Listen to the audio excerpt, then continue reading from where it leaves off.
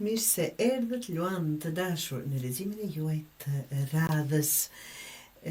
Fokusi I hapjes së letrave ishte çfarë vetëm në të ardhmen, që mos të lidhemi fort apo mos të humbasim kohë vetëm në të kaluarën, apo më shumë në atë. Të dashur Luan, kjo hapje e juaj tregon një çështje të rëndësishme që lidhet me marrëdhënie ose një bashkëpunim ku ka në fakt të ndjenja pritshmërie dhe përgjegjësi, por nuk e keni apo nuk është diçka e qartë.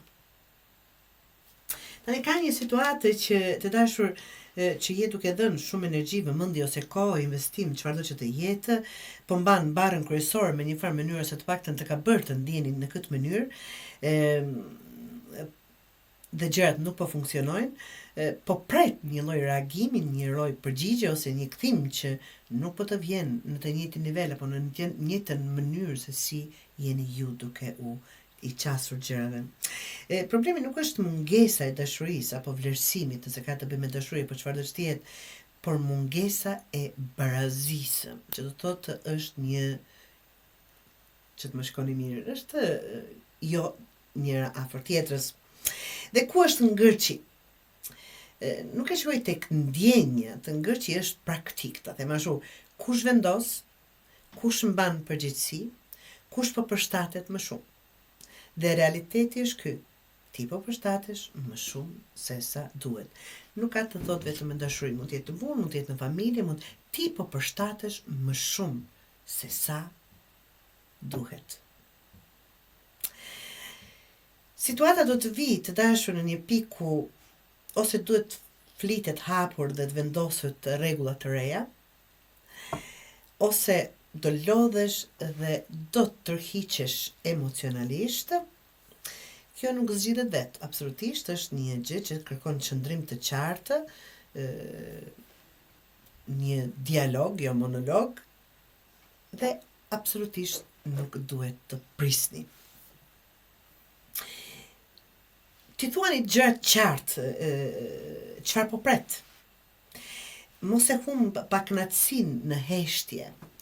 Mos jep më shumë se sa po merr, pra për të ruajtur paqen apo për të mos mërzitur personin, punëdhënësin, familjarin, për çfarëdo që të bëhet fjalë. Nëse nuk ka reciprocitet, kudo që të bëhet, qoftë nën, fëmijë, qoftë burrë, grua, qoftë punëdhënës, punëtor, qoftë motër, vëlla, në çdo gjë duhet të ketë reciprocitet. Dhe kjo është ajo balanca që flasim gjithmonë. Ndalo se investuar njësoj. Nëse nuk ka përgjigje apo kthim, mos e mbush boshllëkun vetëm duke dhënë dhe duke e sjell me një lloj balance lidhjen, situatën apo çfarëdo që të jetë. Nëse veprohet siç ju thash të vërtet, të uleni, të flisni, situata do barazohen absolutisht, do bëhen më të qarta që ta kuptoni që ndoshta dhe nuk ja vlen të vazhdohet, apo ja vlen të vazhdohet, në të dyja rastet do fitoni qartësi dhe respekt mbi gjitha për veten e juaj. Është shumë e qartë. Pra, dashuria dhe vlerësimi nuk duhet kërkuar duke u zvogluar dhe duke u bërë dikush tjetër të dashur Luan. Ato vinë kur ti qëndron në vendin tënd apo personin që je. Vendos kufitë, mos u frikson nga reagimi. Friksohu më shumë nga vetë humbja. Qoftë për dashuri, situatë në familje, apo çfarëdo që të jetë.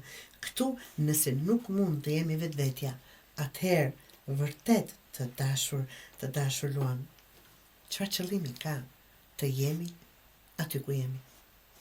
Nëse nuk mund të shprehemi apo të jemi ata që jemi.